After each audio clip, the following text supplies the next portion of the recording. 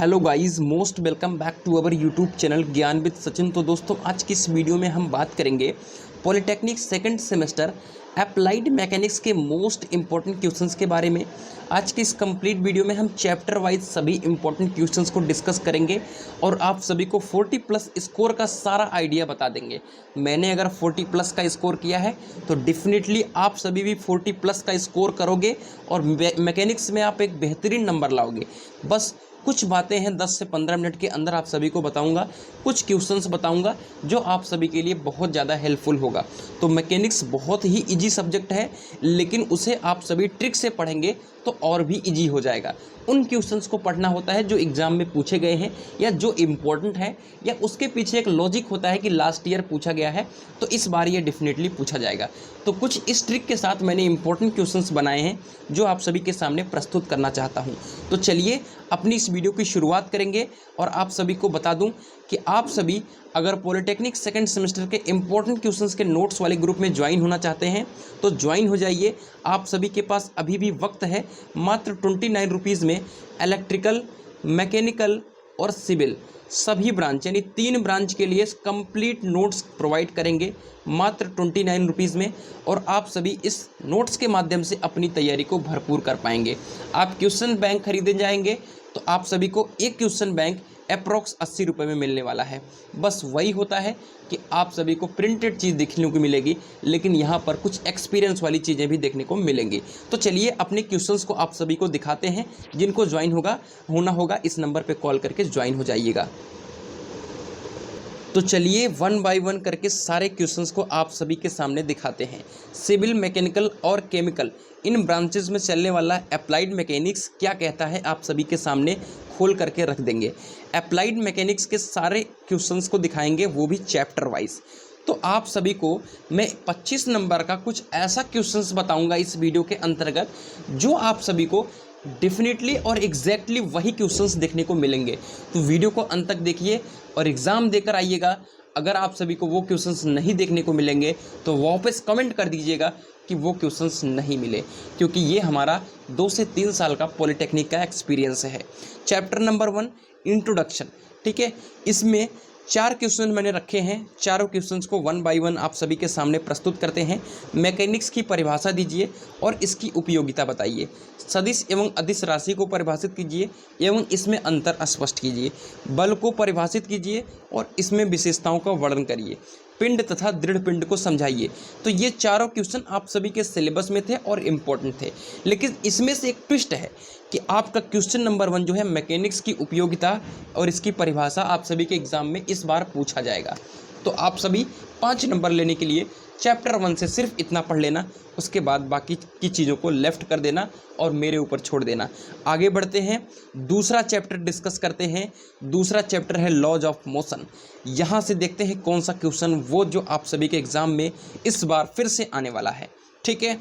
विभिन्न प्रकार के बलों की प्रणालियाँ कौन कौन सी हैं, सचित्र वर्णन करिए।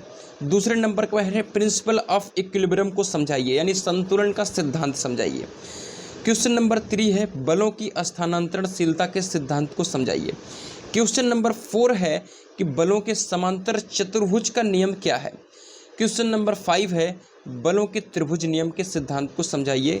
क्वेश्चन नंबर 6 है लामी का प्रमेय का वर्णन करिए। क्वेश्चन नंबर 7 है बल बहुभुज का नियम, law of polygon of forces बताइए।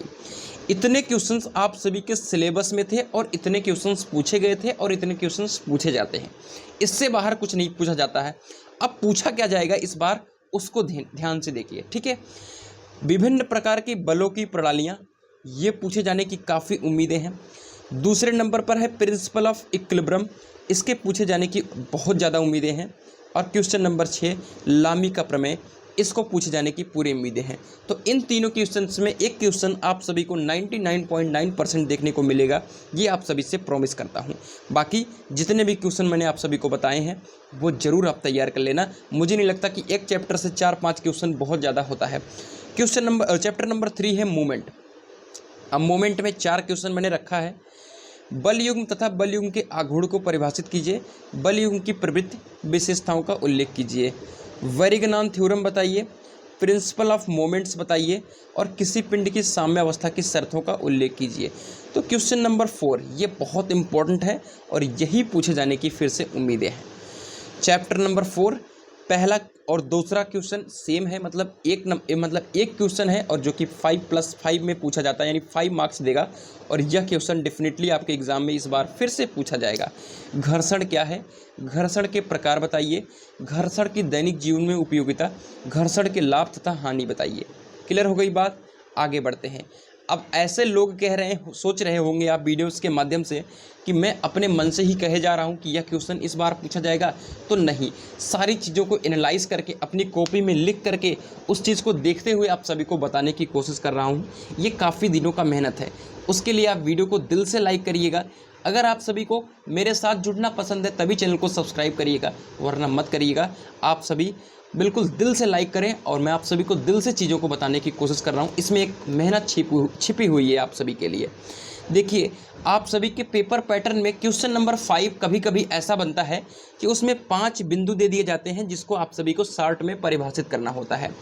तो इस चैप्टर से भी कुछ ऐसे पॉइंट होते हैं जो आ सकते हैं अगर इस तरीके का पेपर पैटर्न बना तो, ठीक है।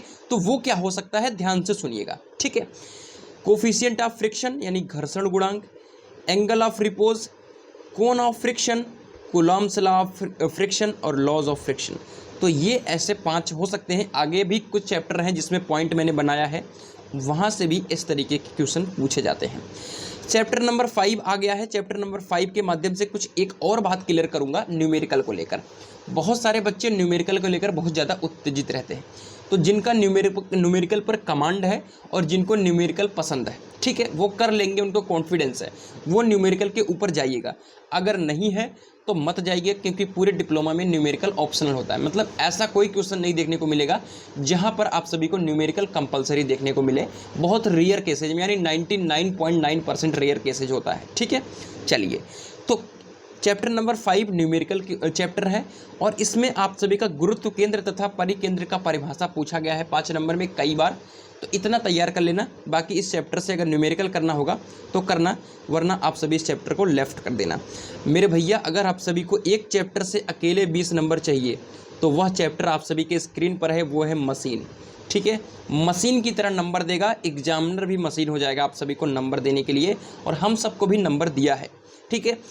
संक्षिप्त टिप्पणी करने वाला कुछ क्वेश्चन है, लोड है, प्रयास है, मैकेनिकल एडवांटेज है, वेलोसिटी रेशियो है, वेगानुपात जिसे कहते हैं, इनपुट एनर्जी है, आउटपुट एनर्जी है और मशीन की दक्षता है।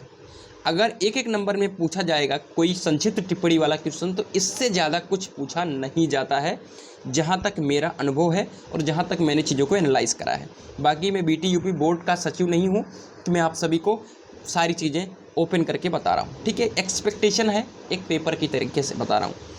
इसमें क्वेश्चन नंबर 2 है आदर्श मशीन क्या है, परिभाषित कीजिए, और मशीन का सिद्धांत क्या है, ठीक है। दक्षता, यांत्रिक लाभ तथा वेगानुपात में संबंध बताइए। यांत्रिक लाभ का अधिकतम मान तथा अधिकतम दक्षता को परिभाषित करिए। मैकेनिकल एडवांटेज का अधिकतम मान यानी यांत्रिक लाभ का अधिकतम मान का फॉर्मूला क्या है, ज़रूर कमेंट करके बताइएगा। मैं आप सभी के कमेंट का बेसब्री से इंतजार करूंगा। मुझे लग पाएगा कि आप सभी ज़रूर इतना आप सभी को आता होगा, ठीक है। क्वेश्चन नंबर 5 है, यहाँ से 10 नंबर हर साल आते हैं, ठीक है। यही ऐसा जो है आप सभी के स्क्रीन पर जो दिख रहा है, यही ऐसा क्वेश्चन नंबर 5 होगा जिसमें बहुत सारे क्वेश्चन होंगे। नंबर 1 पे है जो मैंने नीला पीला कर दिया है, पुल्ली। पुल्ली में आपको क्या पढ़ना है, पुल्ली के बारे में पढ़ लेना है। उस पुल्ली 2 तरीके की है, फिक्स पुल्ली, मूवेबल पुल्ली, ठीक है, ये समझ लेना है। उसके बाद आता है पुल्ली का सिस्टम, उसमें 3 तरीके के सिस्टम है, फर्स्ट, सेकंड और थर्ड। तो सेकंड और थर्ड पुल्ली सिस्टम पढ़ लेना, आप सभी का पूरा काम हो जाएगा।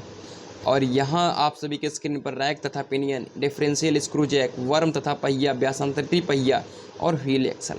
तो इतने क्वेश्चंस आप सभी को मैंने बता दिए हैं। इससे बाहर आप सभी का कोई क्वेश्चन नहीं आएगा, मैं आप सभी से प्रॉमिस करता हूँ। आता है तो कमेंट करके ज़रूर बता दीजिएगा आके पेपर देकर कि सर आया था। बाकी अगर आप नोट्स वाले ग्रुप में ज्वाइन होना चाहते हैं तो मैंने आप सभी को स्टार्टिंग में नंबर दिया था, उस नंबर पे कॉल करके ज्वाइन हो सकते हैं। विद्या क्वेश्चन बैंक खरीदने की ज़रूरत नहीं है, आराम से आप सभी अपनी प्रिपरेशन को कर पाएंगे। बाकी मिलते हैं एक नई वीडियो के साथ, तब तक के लिए good bye, tata, love you all. आप सभी का हार्दिक स्वागत है आप सभी ने इतनी देर तक अपना समय दिया और आप सभी इस वीडियो को अंत तक देखे हैं।